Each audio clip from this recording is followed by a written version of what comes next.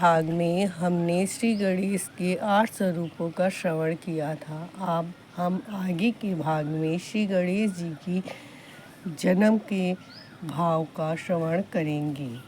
यूँ तो पद्म पुराण, लिंग पुराण, ब्रह्मवैवर्त पुराण, वास्तु पुराण इत्यादि प्राचीन ग्रंथों में गणेश जन्म की अलग अलग कथाएं दी गई हैं, लेकिन जो कथा जन सामान्य में सर्वाधिक प्रचलित है वह है शिव पुराण में रुद्र संहिता के अंतर्गत 13वें से 18वें अध्याय में उल्लिखित कथा।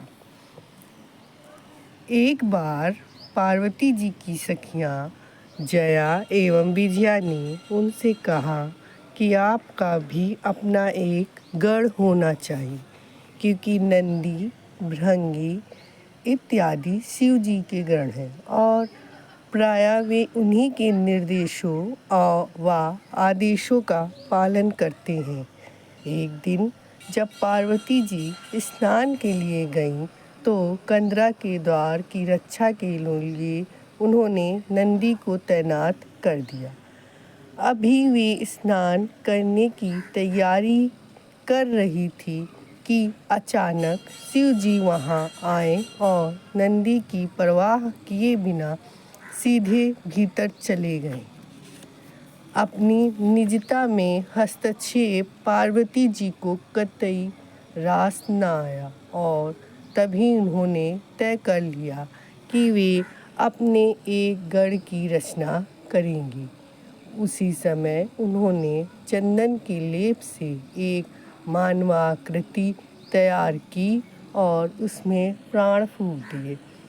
फिर उस बच्चे को आशीर्वाद देते हुए पार्वती जी बोली, आज से तुम मेरे पुत्र हो। इस महल के मुख्य द्वार की सुरक्षा का भार मैं तुम पर छोड़ती हूँ। किसी को भी बिना मेरी आज्ञा के भीतर न आने देना, चाहे कोई भी क्यों न हो। ऐसा कहने के बाद उन्होंने उस बच्चे को एक डंडा दिया और स्नान करने के लिए चली गई। कुछ देर बाद शिव जी फिर वहाँ आए और भीतर जाने लगे। बालक गणेश नहीं जानता था कि यही उसके पिता हैं। गणेश ने हाथ में पकड़ा डंडा दरवाजे के बीच अड़ा दिया और बोला, मेरी माँ भीतर स्नान कर रही है, अतः मैं आपको अंदर जाने की अनुमति नहीं दे सकता। श्री गणेश के मुख से ऐसा सुन शिव जी की क्रोध का पारावार न रहा। वे बोले, मूढ़मती, क्या तू जानता नहीं कि मैं कौन हूँ? मैं शिव हूँ, पार्वती का पति। यह तुम्हारी धृष्टता है जो तुम मुझे मेरे ही महल में प्रवेश नहीं करने दे रहे हो। इसी बीच बात बढ़ती देख शिव जी के गणों ने हस्तक्षेप किया और बोले, हम भगवान शिव के गण हैं और यह सोच कर कि तुम भी हम में से एक हो, हमने तुम्हें कुछ नहीं कहा, अन्यथा अब तक तुम जीवित न रहते। हमारी बात मान लो, शिव जी को भीतर जाने दो। क्यों बेकार में अपने प्राणों के शत्रु बने हो? लेकिन श्री गणेश तनिक भी विचलित न हुए। उन्होंने किसी को भी भीतर ना जाने दिया। शिव जी के गणों तथा गणेश जी के बीच तीखा वाक युद्ध चल ही रहा था कि गण यह जानकर घबरा उठे कि गणेश पार्वती जी के पुत्र हैं, जो अपनी माँ के आदेश के पालन हेतु द्वार पर पहरा दे रहे हैं।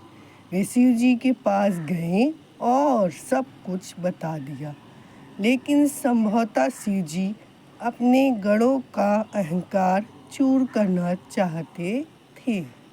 इसलिए उन्होंने सभी देवताओं का आवाहन किया और उन्हें व अपने गणों को गणेश जी पर आक्रमण करने का आदेश दिया। देवता शिव जी के गणों तथा गणेश जी के मध्य भयंकर युद्ध छिड़ गया।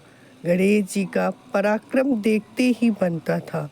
उन्होंने नुकीले तीरों की ऐसी बौछार की तथा अन्य शस्त्रों का ऐसा प्रयोग किया कि कुछ ही देर में शिव जी की सेना तितर-बितर हो गई। जब शिव जी ने देखा कि गणेश उनके गणों तथा समस्त देवताओं पर भारी पड़ रहे हैं तो वे स्वयं युद्ध भूमि में कूद पड़े। तब गणेश जी ने मन ही मन माता पार्वती का स्मरण किया और प्रार्थना की कि उनमें ऐसी ऊर्जा व शक्ति का संचार हो और फिर प्रस्तुत हो गए शिव जी के पराक्रम का सामना करने हेतु। समस्त देवगण शिव जी के पक्ष में थे। शीघ्र ही भीषण युद्ध प्रारंभ हो गया, लेकिन गणेश जी को मार्ग से हटाना किसी के लिए संभव न हुआ। अंततः कोई अन्य उपाय न देखकर शिव जी ने अपने दिव्य त्रिशूल का प्रयोग किया और श्री गणेश जी का सिर धड़ से अलग कर दिया। पार्वती जी को जब गणेश की मृत्यु की सूचना मिली तो उनका क्रोध सातवें आसमान को छूने लगा और उन्होंने अनेक दिव्य शक्तियों का आवाहन कर उन्हें सक्रिय किया और बिना कोई आगा पीछा सोचे संपूर्ण ब्रह्मांड को तहस नहस करने का आदेश दे दिया। सभी देवता तथा शिवगण अपने चारों ओर विनाश लीला होती देख भय से थर-थर कांपने लगे। तब नारद जी की सलाह पर वे सभी पार्वती जी के पास गए और क्षमा याचना करने लगे।